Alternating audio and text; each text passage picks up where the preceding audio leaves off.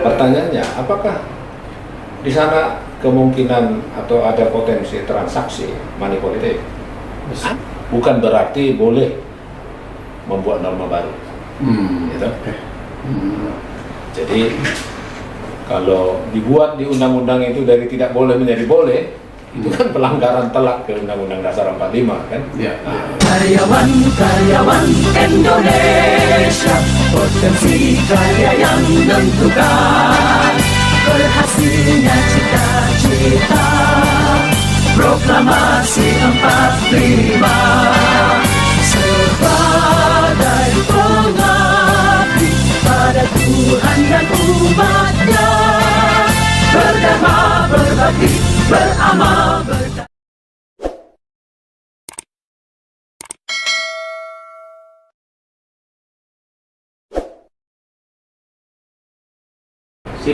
Assalamualaikum warahmatullahi wabarakatuh. Suara Kekaryaan, kita bertemu kembali sekarang untuk melakukan podcast. Kita akan menghadirkan narasumber seperti biasanya, yaitu abangda kita, Bapak Insinyur Ali Wongso. Selamat sore, Bang. Selamat sore, Kang Dani. Gimana, sehat-sehat, Bang? Alhamdulillah. Yang kedua adalah Dr. Nyoman Rai. Ini seorang anak muda, udah jadi doktor, bukunya juga sudah lumayan banyak. Dia adalah sebagai dosen juga pengamat hukum tata negara. Selamat sore, Bung Rai. Selamat sore. Bung Rai atau Bung Nyoman saya yang bagus? Sama saja. Rai dan Nyoman sama saja. Selamat sore Pak Ketua. Selamat sore. Oke, sebagai kita, karena ini di Suara Kekaryaan Soksi, supaya kita semangat terus, maju terus. Oke. Pemirsa,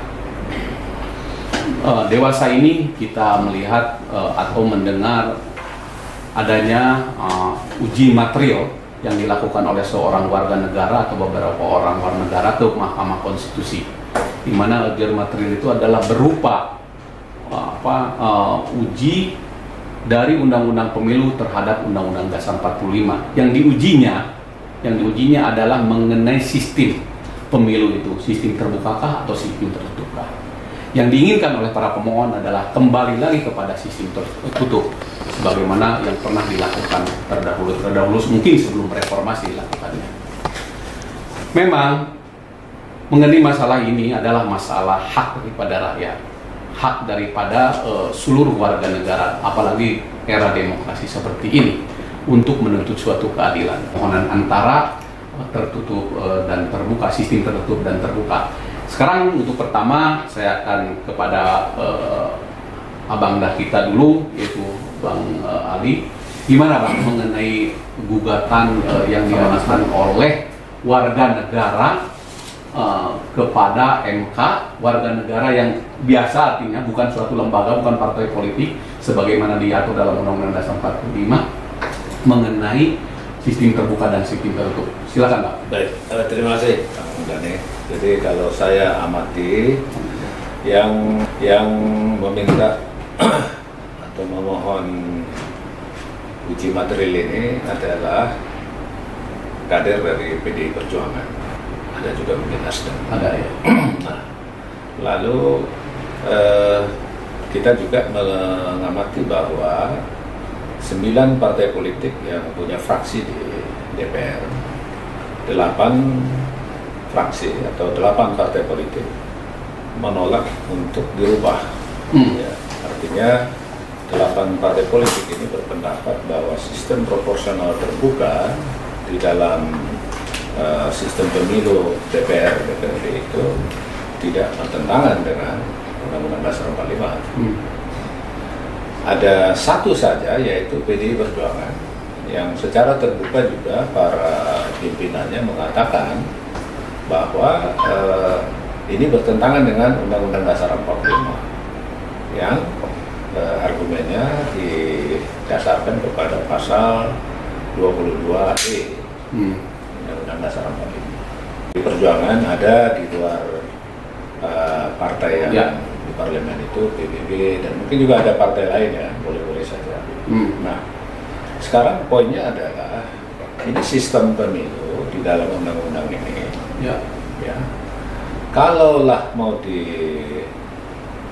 dikatakan itu bertentangan dengan Undang-Undang Dasar 45, ya, ini sudah 3 kali pemilu sistem proporsional terbuka dipakai ya. gitu ya. Tahun 2009, Ya. 2014 dan 2019. dan 2019. Ya. 15 tahun dan sampai sekarang.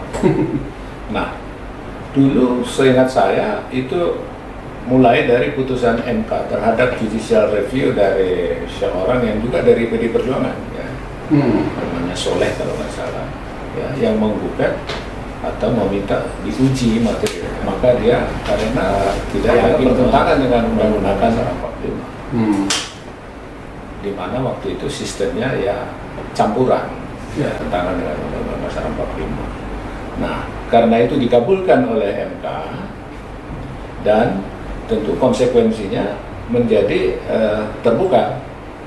Jadi MK waktu itu tidak menambah norma, ya, karena tinggal mengatakan ayat ini, pasal ini tidak lagi berkekuatan hukum, maka dengan sendirinya Jadi tidak ada frasa, dong? Ya, Tidak ada frasa. tidak ada norma baru. Nah, berkekuatan hukum itu ya tinggal yang berdasarkan suara terbanyak. Oh. Nah, waktu itu seingat saya ketua MK-nya Pak Mahfud. Ya. Ya. Jadi Pak Mahfud kan kalau di mata saya adalah seorang tokoh nasional yang pakarnya itu ya sudah teruji, Luar biasa lah ya. luar biasa.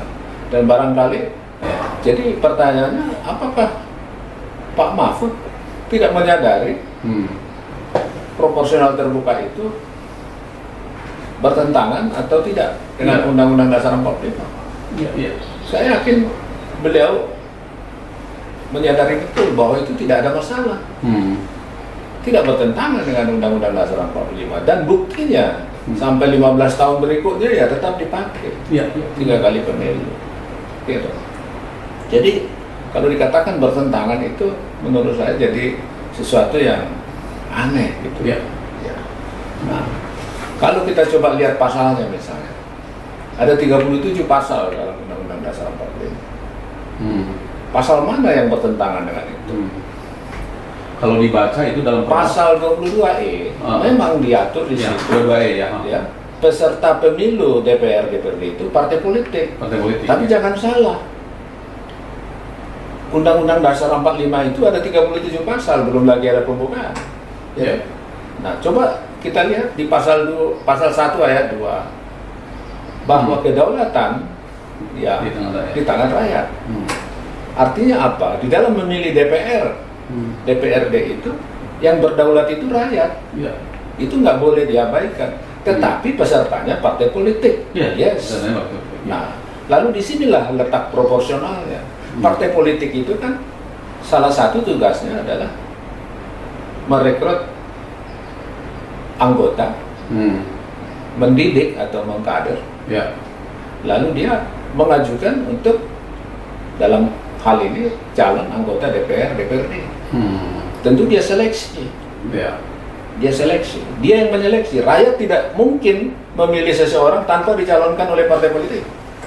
Ya. Ya, jadi peran parpol sebagai peserta jelas proporsional, tetapi tidak mengurangi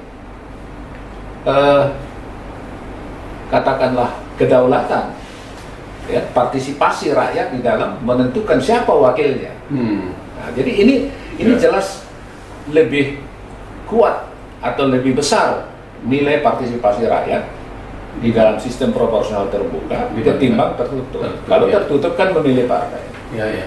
Nah, jadi siapa yang ditaruh nomor urut 1 kalau dapat kursi 1 ya pasti dia. Nah, jadi si rakyat yang memilih sebenarnya bisa saja menginginkan yang nomor 7, gitu kan? Nah, tetapi ya sistem membuat ya harus nomor 1 dulu, gitu kan? Nah, jadi dengan sistem proporsional terbuka ada peluang, ya. Jadi nilai dari setiap orang 1 suara itu ada artinya.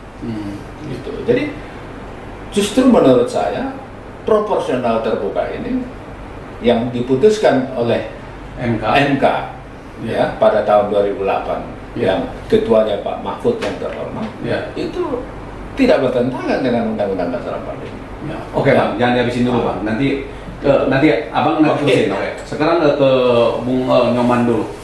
Bung Nyoman,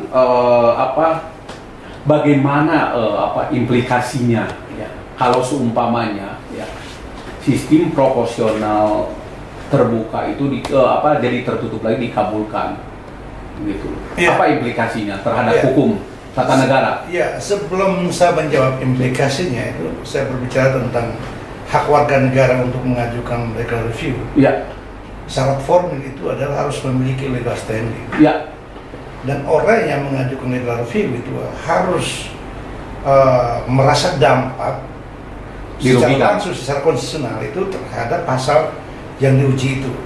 Nah, dalam hal ini adalah pasal 168. Nah, implikasinya ini dua yang berbahaya. Apabila dalam putusan Mahkamah Konstitusi itu hanya menyatakan frasa pasal 168 ayat D itu tidak memiliki kekuatan hukum yang mengikat, clear di sini. Tetapi apa clearnya? clearnya artinya pasal itu tidak berlaku. Maka Jadi yang berlaku? ya, ini kita berbicara tidak berlaku dulu. Nah, karena kan diujikan hanya 168 D toh. Nah, kalau ini diuji Ya. lalu tidak berlaku, maka pemilu tahun 2024 menggunakan pasal yang mana? Berarti ada kekosongan hukum. Ada kekosongan. Ya. Oh, Kalau ini ada kekosongan hukum, berarti ada potensi ingin menghambat proses pemilu tahun 2024. oh, implikasinya besar sekali. Besar sekali. Karena memang tidak ada undang-undang yang Iya, mengatur. benar itu. Tata kelola pemilu ini kan harus berdasarkan undang-undang 168 itu. Iya, iya, iya. Kalau itu frasanya dinyatakan tidak memiliki kekuatan hukum yang mengikat, clear, nggak ada pasal yang mengatur. Berarti tidak akan ada pemilu. Tidak ada pemilu. Yang kedua, jika hakim Mahkamah Konstitusi itu nekat Ya. melampaui kewenangan yang diberikan oleh undang-undang dengan menggunakan frasa baru, berarti mereka sudah membuat norma. Itu legislator perannya. Berarti mereka menjadikan legislator positif. Nah, ini kalau di Mahkamah Konstitusi apakah seperti hukum acara? Kan hukum acara itu ada diktum yang Ya. dimintakan, semua jadi begini. Apakah di Mahkamah Konstitusi tidak berlaku itu? Kan begini, penemuan hukum itu kan hanya di hakim, Ya, bukan Mahkamah oke. Konstitusi. Bisa mengadili sendiri nggak itu? Tidak bisa. Oh, oke. Tidak bisa, tidak ada membatalkan frasa itu, memberikan frasa baru sebagai solusi, tidak. Iya, iya, iya. Bukan tugas dan kewenangan Mahkamah Iya, Konstitusi. iya, iya.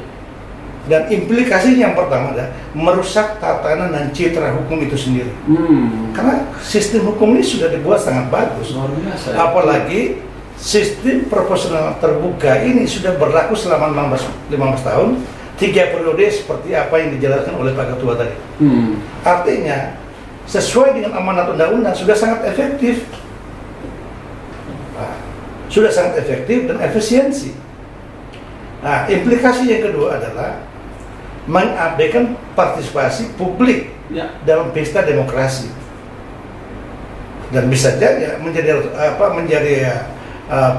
konflik horizontal Ya. di mana pemberontakan publik berkaitan kehilangan partisipasi politik. Iya. Ini menurut saya seandainya dalam permohonan legal review ini dikabulkan, ya hakim sudah melakukan kelaliman karena tidak ada diberikan kewenangan oleh undang-undang untuk membuat frasa baru atau membuat norma baru. Artinya kita akan kehilangan itu DPR kan, yang kehilangan itu bukan presiden, karena pemilihan presiden kan berbeda. Tidak. Tidak. Itu pilek kan? Itu pilek. Oh, pilek, iya, pilek. Pilek, iya. Artinya kita akan terjadi kekosongan hukum untuk pemilihan anggota DPR, Yes. bukan pemilihan presiden. Iya. Pemilihan presiden tetap ada kan.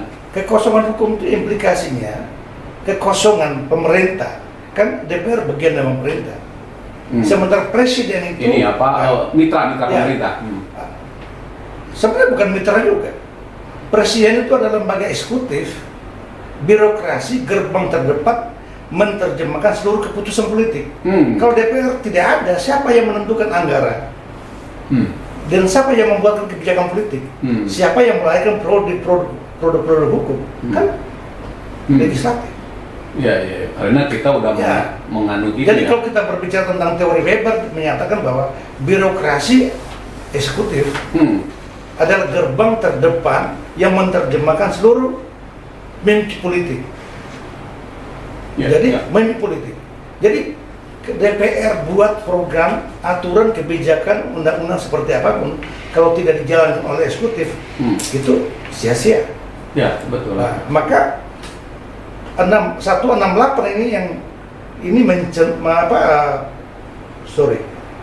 mensandra hak partisipasi para calon DPR itu, calon DPR itu menyandra hak mereka.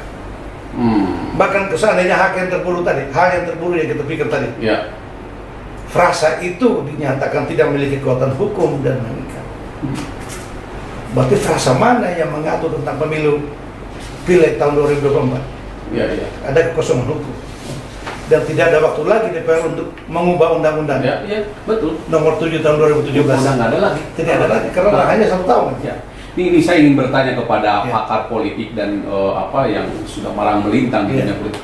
Bagaimana Bang kalau sungguhnya sampai terjadi kekosongan hukum seperti itu, Bang? Apa yang harus dilakukan oleh negara ini? Jadi sebelum ke situ saya mau tambahkan apa yang disampaikan Pak Dr. Nyoman Rai.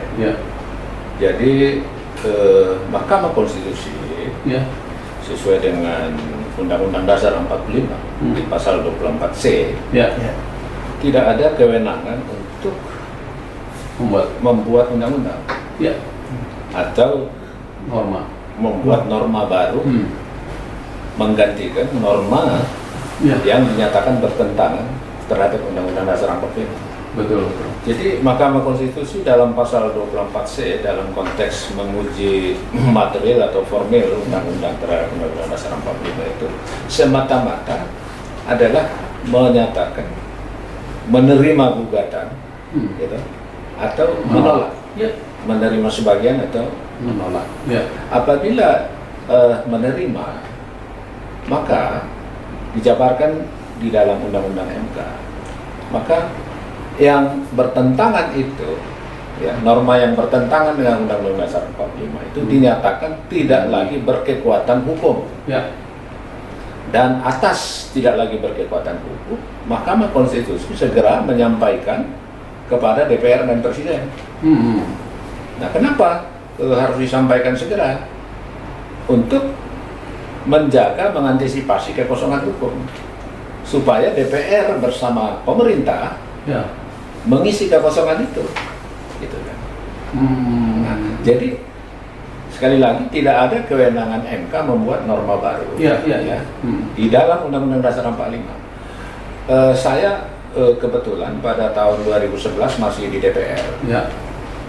Di Badan Legislasi dan sebagai pansus perubahan Undang-Undang Mahkamah Konstitusi yang tahun 2003 pada tahun 2011 itu. Ini kita kunci. Dan saya termasuk yang keras meminta penambahan ayat pada pasal 57, yaitu ayat 2A, saya ingat betul. Di mana di sana kita ingatkan betul bahwa putusan Mahkamah Konstitusi tidak boleh memuat amar yang isinya norma baru, menggantikan norma yang dinyatakan bertentangan dengan Undang-Undang Dasar 45. Itu adalah kewenangan DPR bersama pemerintah. Jadi MK tidak boleh mengambil kewenangan ini. Itu adalah penyimpangan atau pelanggaran terhadap konstitusi. Makanya yang saya tadi tanyakan itu bagaimana? Saya tambah. Pada tahun 2020 saya coba lihat dan saya cek, ternyata pada tahun 2020 ada perubahan Undang-Undang MK yang ketiga. Pasal 57 ayat 2A tadi, ayat 2A-nya dihapus. Dihapus. Lalu tahun 2021, beberapa bulan sesudah pengesahan perubahan Undang-Undang MK itu, ada peraturan Mahkamah Konstitusi nomor 2 tahun 2021 pada pasal 73 ayat 3 dibuat di situ payung hukum menurut versi MK untuk memuat amar putusan MK di luar yang dua yang diamanatkan oleh Undang-Undang MK selain Undang-Undang Dasar 45, yaitu terbuka peluang amar yang lain. Nah, jadi ini menurut saya ayat 3 pasal 73 peraturan MK ini adalah tidak boleh. Itu penyimpangan terhadap undang-undang dan undang-undang dasar 45. Bertentangan dong kalau. Ya, jadi kita kan heran ya di dalam persidangan MK itu, Ya.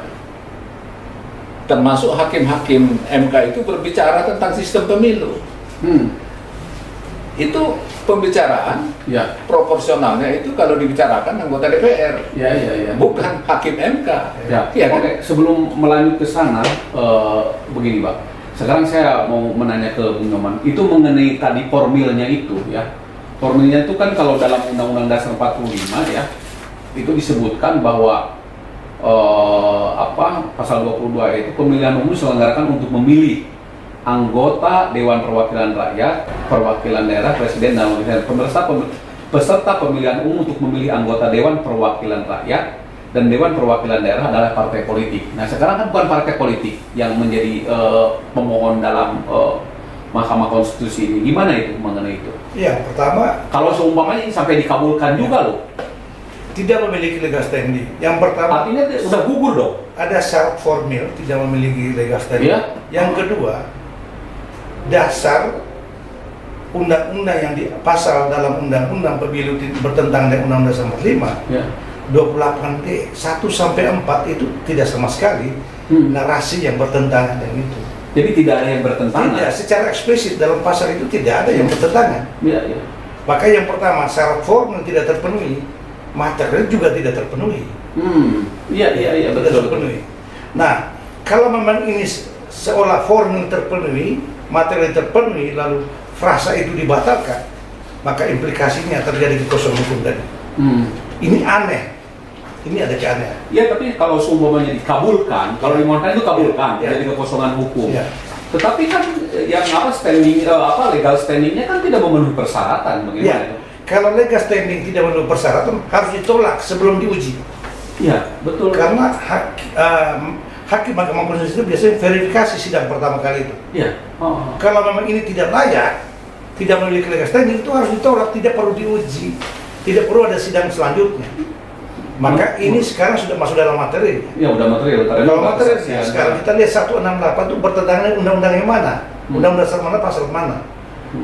Kalau pasal yang menjadi dasar mereka saat ini dari 1 sampai 4 ayat tidak ditemukan sama sekali.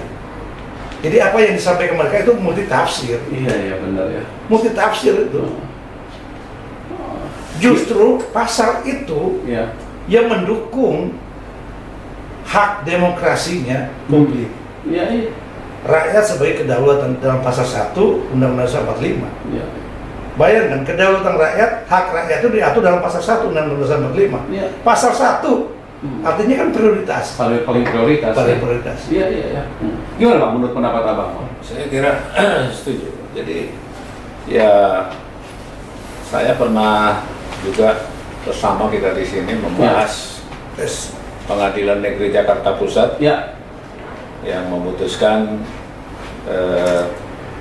pemilu ditunda atau Ya. tahapan-tahapan pemilu ditunda. Ya. Nah, itu kan hampir semua orang yang rasional berpendapat bahwa Pengadilan Negeri Jakarta Pusat ini telah melakukan yang bukan kewenangannya. Bukan kewenangan. Iya. Ya, atau tanda petik salah kamar gitu. Jadi masalah di MK ini dalam konteks uji material ini terhadap undang-undang pemilu ini juga menurut saya ya hampir-hampir sama. Ya. Kalau saya hakimnya misalnya ya, ini kan saya periksa dulu. Iya. Ya. Formilnya dulu. Saya kan? periksa dulu apa sih yang digugat ini. Yang digugat ini sudah berjalan 3 kali pemilu. Gitu. Iya. Lalu maunya apa? Kalau ini nanti dinyatakan bertentangan pun, Iya. ya meskipun itu nggak waras saya kira mengatakan itu bertentangan ya. Betul. Iya. Sebab saya yakin sekali ini dan juga ya salah satu referensi saya ya Dr. Mahfud Ya. ya mengatakan itu dalam putusannya. Gitu. Jadi kalau dikatakan kebalikannya ini bertentangan, itu aneh. Gitu. Pasal mana yang dilanggar? Yang bertentangan itu? Justru sebaliknya ini lebih demokratis, lebih kuat partisipasi rakyat itu, di mana rakyat tidak memilih kucing dalam karung.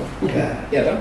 Soal ada ekses politik uang dan orang populer, tukang lawak misalnya jadi terpilih, itu bukan penyebabnya sistem itu. Penyebabnya sebenarnya adalah partai politik sendiri, terutama. Betul. Partai politik itu kan punya tugas melakukan pendidikan politik rakyat. Iya, betul. Melakukan pendidikan kader. Berarti nama-nama kader-kader yang dicalonkan dia harus latih, didik. Iya kan? Begitu juga rakyat pemilih, dia ikut melatih, mendidik. Dan gini Bang, saya baca dalam salah satu artikel begini. Ada salah satu hakim anggota di Mahkamah Konstitusi ya. Itu dia membagi dua. Nanti pemilihan presiden, pemilihan DPD dilakukan secara terbuka. Pemilihan anggota DPR, penyelenggaraan anggota DPR dilakukan secara tertutup. Gimana itu mengenai pendapat dengan pendapat mereka itu, dengan pendapat begitu itu? Saya kira gini lah, Kang Dhani, kita batasi dulu masalah ini, ya dong. Jadi jangan dulu kita berpikir sistem yang berbeda. Ya. Jadi bahwa sekarang langsung kemana-mana gitu. Bahwa sekarang, jadi kita jangan ikut-ikut seperti di MK, membahas sistem segala macam itu, gitu kan. Jadi kita fokus. Oke, kita tertutup dan terbuka dulu aja ya. Oke. Dilanjut Bang. Jadi pertama, saya kira kalau mengatakan ini bertentangan dengan Undang-Undang Dasar 45, itu naif lah, sesat. Yeah. Kalau eksesnya, itu penyebabnya bukan sistem. Ya. Itu adalah akibat daripada kurangnya pendidikan politik rakyat, termasuk pendidikan terhadap kader-kader yang diajukan ini. Kenapa dia melakukan money politik, gitu kan? Mestinya dia larang dong. Yuk kita calonkan, jangan cederai demokrasi, ya toh? Yuk jangan suap, ya toh? Nah, rakyat pun dididik gitu supaya. Artinya ini undang-undang partai politik juga harus dibenerin lagi dong. Ya sebenarnya dengan undang-undang partai politik yang ada sekarang juga udah cukup. Cuma masalahnya partai politik ini mau atau tidak melakukan pendidikan politik rakyat. Jadi termasuk menjelaskan kepada rakyat itu bahwa menerima sesuatu, ya apakah itu uang untuk memilih seseorang. Jadi bukan karena track record tentang integritasnya dan kapasitasnya, itu adalah pencerahan demokrasi dan merusak masa depan anak cucu kita. Generasi bangsa ke depan ini mesti diberikan. Siapa yang memberikan ini? Partai politik. Ya tentu termasuk juga pemerintah. Makanya saya juga dari dulu saya telah mengusulkan perlunya satu undang-undang tentang pendidikan politik rakyat atau pendidikan politik bangsa. Nah, kemudian andai kata nekat mengatakan ini bertentangan, artinya permohonan dikabulkan artinya. Lalu membuat rasa norma pengganti daripada yang dinyatakan bertentangan, dari terbuka menjadi tertutup. Ini jelas mengambil alih kewenangan DPR dan pemerintah. Nah, apa yang dimuat ayat 3 Pasal 73 Peraturan Mahkamah Konstitusi itu tidak berdasar sama sekali menjadi payung hukum. Sudah gejala. Karena PMK itu tidak ada dalam hierarki perundang-undangan. Dia ini hanya berlaku internal MK. Dan dia bisa atur di situ apa saja sepanjang tidak menabrak Undang-Undang Dasar, Undang-Undang, Peraturan Pemerintah dan sebagainya. Jadi tidak bisa MK melakukan itu. Kalau juga dipaksa nekat, maka saya kira Undang-Undang Dasar 45 Pasal 24C itu bukan satu ayat. Kalau nggak salah ada 5 ayat. 5 apa 6? 6 ayat. Ayat 5 itu hakim konstitusi harus memiliki integritas dan kepribadian yang tidak tercela, adil, negarawan, yang menguasai konstitusi. menguasai konstitusi dan ketatanegaraan, serta tidak merangkap sebagai pejabat negara. Jadi kalau ini hakim-hakim konstitusi nekat, maka menurut saya mereka tidak layak lagi menjadi hakim konstitusi karena tidak memenuhi ayat 5 yang diatur oleh Undang-Undang Dasar 45 pada pasal 24C. Iya. Ya, kan? Iya betul. Jadi kalau tidak lagi memenuhi syarat, ya saya kira ya nanti akan ada aspirasi untuk mereka ini supaya ya tahu diri, ya kan? Iya. Tidak lagi memenuhi syarat. Makanya Ya, itu hakim Mahkamah Konstitusi itu begitu tinggi, terhormat, harus seorang negarawan. Tetapi herannya ini ada yang melaporkan ke polisi gitu loh. Ya. Jadi begini, Kang Doni ya. Saya juga dulu waktu membahas Undang-Undang Mahkamah Konstitusi tahun 2011 perubahannya ya. Mendalami ayat 5 ini mengapa sampai begini ditekankan ini soal integritas, menguasai konstitusi. Karena memang di ayat 1 ini luar biasa. Putusan dari Mahkamah Konstitusi ini adalah final and binding. Iya. Jadi Pertama final and binding. Iya.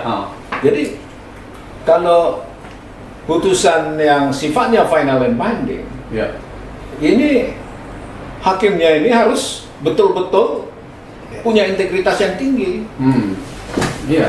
punya penguasaan konstitusi yang kuat dan tentang ketatanegaraan gitu. Nggak bisa abal-abal di sini. Karena putusannya final and binding. Berbahaya kalau abal-abal. Gitu. Betul. Tidak punya integritas yang cukup. Iya, benar. Ya, kalau misalnya ya iming-iming ini dan itu bisa membuat keputusan yang tidak sesuai dengan integritas. Gitu kan? Betul. Dan konstitusi. Ya, Jadi ini apa dan apa impaknya, implikasinya? Tadi Dr. Nyoman Rai sudah sampaikan, ini akan bisa menimbulkan masalah besar. Iya, kosongan hukum ya. Dan akibatnya pemilu 1 kali 5 tahun itu tidak bisa dilaksanakan. Ya toh? Berarti nanti akan ada pendapat bahwa Mahkamah Konstitusi ini bukannya mengawal konstitusi, malah melakukan kudeta konstitusi. Itu kan? Itu akibatnya. Nah, jadi ini ya melalui podcast ini barangkali ya dengan segala hormat kepada yang mulia sebagai hakim konstitusi, ya mohon memberikan pertimbangan yang rasional, arif bijaksana, sesuai dengan ayat 5 pasal 24C tadi. Betul. Ya, saya tekankan betul itu tentang integritas, tentang penguasaan konstitusi.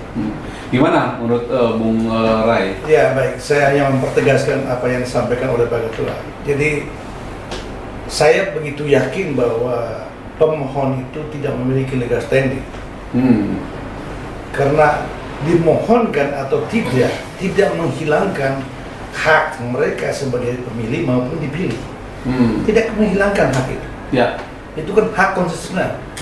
Jadi syarat orang mengajukan legal review itu adalah pasal atau frasa itu bertentangan dengan Undang-Undang Dasar 45 yang mengatur tentang hak keadilan. Jadi secara formal tidak terpenuhi dan wajib ditolak sejak awal. Itu yang pertama. Dan yang kedua, jika putusan yang terburuk, frasa itu dibatalkan, terjadi kekosongan hukum, atau hakim ini nekat membuat frasa baru dengan sistem proporsional tertutup, maka hakim itu dinyatakan melakukan kekerasan terhadap konstitusi itu sendiri. Ini kekerasan. Ini kalau terjadi putusan yang di luar dari harapan kita, ini kekerasan. Kekerasan secara brutality. Seperti memperkosa ya? Iya, betul. Citra hukum itu rusak. Betul. Sementara asas hakim Mahkamah Konstitusi adalah gerbang terdepan untuk mengawal keadilan itu sendiri, mengawal konstitusi itu sendiri. Yang pengawal itu yang merusak konstitusi, aneh. Ya, jadi saya juga sampai sekarang berpikir ini apa keras itu loh. Sebenarnya kalau terbuka ini, yang terbuka Iya. sekarang ini terjadi sekarang nih, sebenarnya bertentangannya itu yang mananya sih gitu? Tidak, yang terbuka itu tidak sama sekali bertentangan dengan Undang-Undang Dasar 45. Saya sudah kaji tentang itu. Tidak ada kan sama Tidak sekali? ada. Dari pasal 28 ayat 1 sampai 4 tidak sama sekali. Justru pasal itu mendukung sistem proporsional terbuka, bukan tertutup. Karena itu peran publik diberikan secara luas-luas. Pesta demokrasi dilakukan. Nah, jika kajian para pakar di sana, Mahkamah Konstitusi itu kan dianggap orang-orang yang punya kualitas, yang punya integritas, kemandirian moral. Katakan, kenapa ini 3 periode berlaku hal yang bertentangan dengan konstitusional? Maka pileg dari tahun 2009 sampai 2019 sampai 2019 kemarin, 2009 sampai 2019. Ya, 2009, 2014, sampai 2019 ya. itu dianggap anak yang lahir dari rahim ibunya hasil pemerkosaan. Benar. Cara hukum kan? Benar itu. Karena mereka berada pada waktu itu rejimnya. Negara telah membiarkan hal yang bertentangan itu berlaku selama 3 periode. Kemana saja kaum akademis? Iya. Kemana pemerintah? Pemerintah? Di mana negara? Kemana legislatif? MK tidak hadir pada waktu itu. Jadi yang membiarkan pemerkosaan ini berarti Pak Mahfud dan kawan-kawan MK dulu ya? Iya. Ya, katakan saya bisa membela Pak Mahfud mungkin sepakat, tapi kan hakim yang lain tidak sepakat. Ya. Bisa saja. Karena 9 hakim ini harus bulat kan? Jadi saya bermaksud Pak Mahfud sebenarnya sudah benar. Mungkin Dia kan sudah. dibikin dia Iya. benar. Itu. Dan itu kan suaranya bulat kan pada Iya, waktu itu kan. iya. Pada waktu menjadi terbuka itu kan. Jadi pengalaman saya uji material legal review di Mahkamah Konstitusi tidak memenuhi syarat formil itu ditolak sejak awal. Iya. Saya pernah mengajukan itu, belum apa-apa udah ditolak ya. Dalam perbaikan 1 bulan itu udah ditolak. Dan saya merasa itu lembaga yang paling bagus dari lembaga lain. Betul. Disiplin ilmu, Iya. tata tertibnya bagus.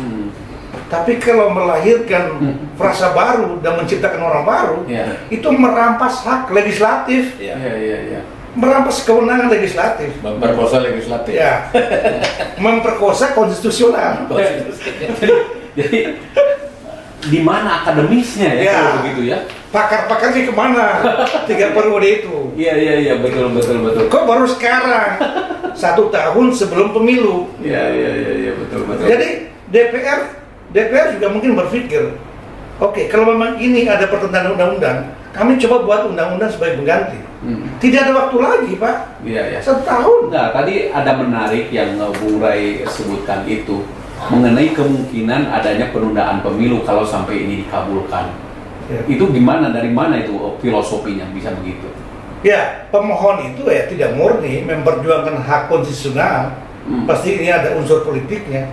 Apakah ada Ada keuntungannya? sponsornya, ada orang-orang tertentu yang menginginkan penundaan pemilu 2024. Apa keuntungannya untuk penundaan pemilu itu? Ya itu kelompok itu yang menguntung.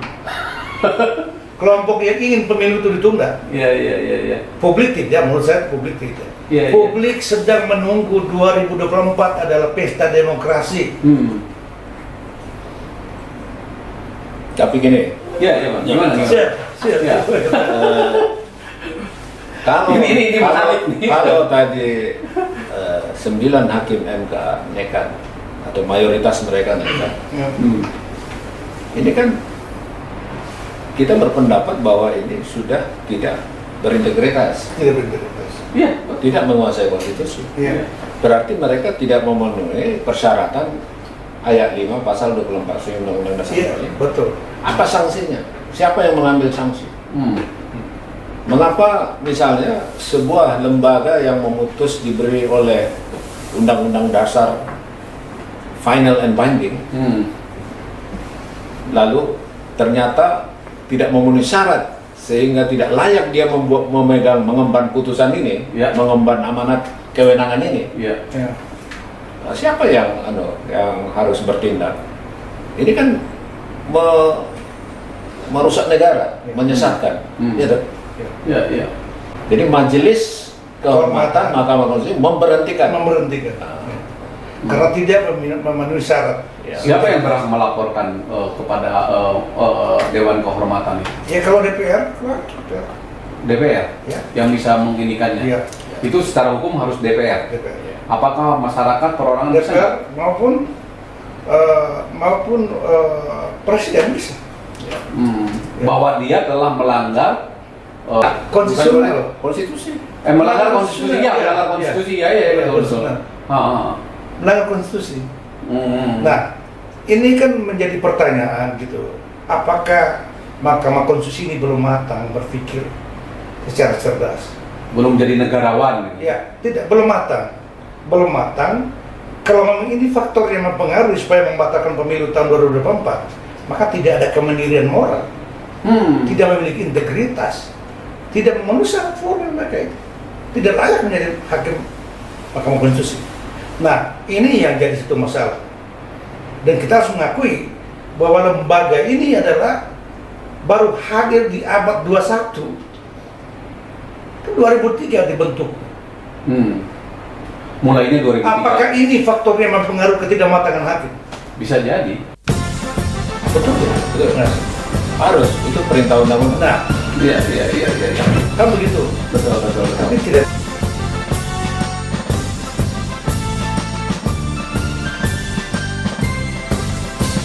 Karyawan Indonesia, potensi karya yang menentukan. Untuk menduduki jabatan dipilih oleh panitia seleksi. Nah, sekarang panitia seleksinya juga lebih lihat juga